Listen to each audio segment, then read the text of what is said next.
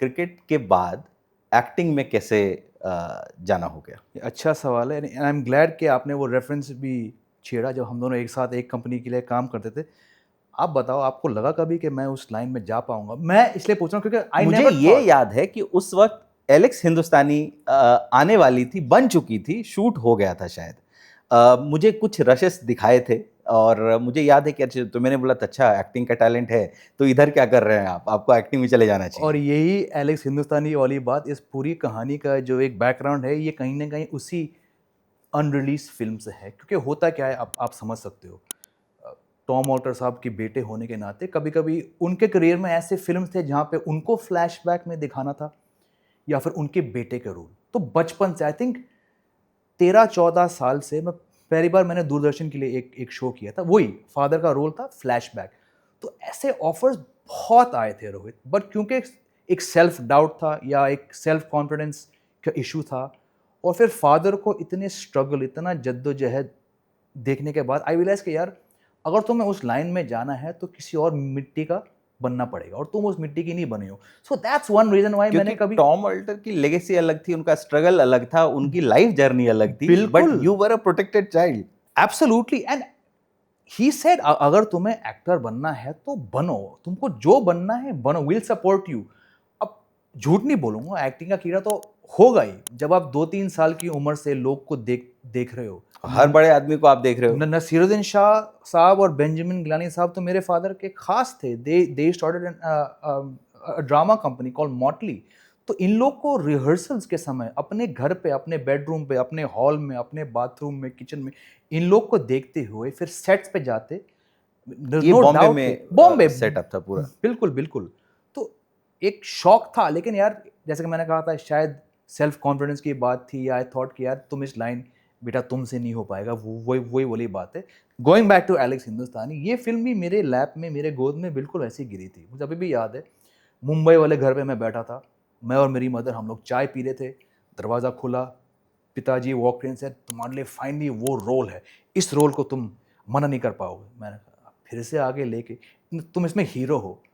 मैंने कहा, लिटरली मैंने कहा घुमा फिरा के, पापा सुबह से कोई नहीं मिला क्या? नहीं नहीं, ये तुम्हें ये करना है। Anyways, it was a fantastic role. Raja Bundela की जी, राजा बनाई हुई बुद्दीला फिल्म।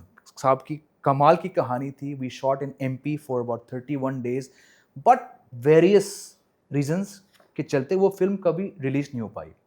तो कुछ लोग, you included, I think I shared it with you and couple other journalist colleague at the time, but क्योंकि जिस भी प्रोजेक्ट से मैं जुड़ा था, या तो उस फाइनल प्रोडक्ट में मेरे सीन्स काटे गए थे, या तो कम वक्त वो प्रोजेक्ट ही कभी नहीं आई बाहर। तो आई रियलाइज कि तुम ही बैड लक हो, तो तुम ये मत करना। सो समहाउ एक्टिंग आई डिडंट शुरू डू इसका इट। मतलब पहले हो चुका था।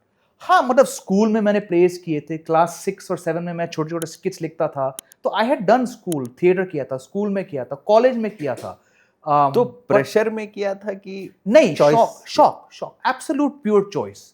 अब आप उसको इंटरेस्ट का हो नहीं, या क्योंकि कई पिताजी बार को क्या देख होता के। है कि जैसे हम लोग बार-बार बात करते हैं टॉम अल्टर सर की, तो उनको जब मैंने जामिया में प्ले करते देखा था और वो देखा था, तो वो लेगेसी कई बार आदमी डर भी तो जाता है, जब when you have a father larger than life figure, तो उस पे रिएक्ट कैसे किया होगा एकदम शुरुआत में? मेरा वही था, ये लेगेसी वाली बात। अब तो खैर 2017 में उनका देहांत हुआ, 8 साल हो गए, बट ये लेगेसी वाली बात मुझे उनके गुजर जाने के बाद ही मुझे मालूम पड़ा कि लेगेसी क्या होता है।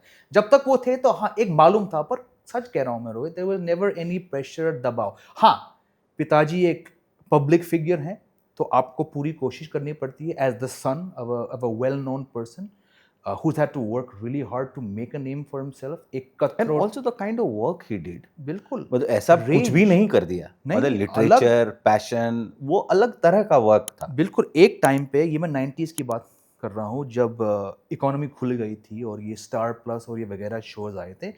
ही had done films, he had done stage, he had covered the 1987 cricket world cup. उन्होंने दूरदर्शन के लिए कुछ स्पोर्ट्स शोज भी किए थे, he had done cricket commentary.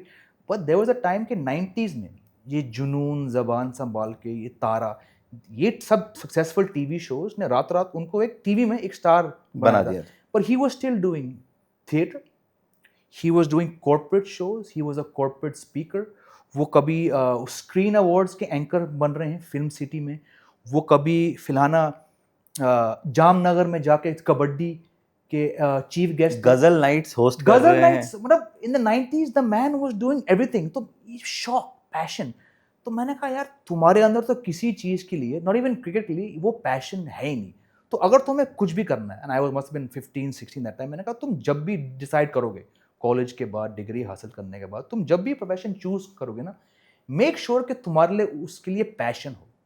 नहीं तो ये लेगेसी वाली बात ना, हो सके तुम बैंकर बन जाओ, बहुत पैसे कमाओ, कुछ बन जाओ, पर if you don't have the passion for it ना, somehow you might be letting him down. ये मेरी सोच थी एज अ टीनेजर। तो I think he was the happiest जब मैं वो अमेरिकन ड्रीम छोड़ छाड़ के, बैंकिंग का जॉब छोड़ छाड़ के, मैं 24 साल की उम्र में 2005 में मैं वापस इंडिया आया था क्रिकेट पत्रकार बनने, एक्टर बनने नहीं, पर आई think he was very happy कि हाँ जो मैं फादर नहीं कर पाया, बेटा कर रहा है।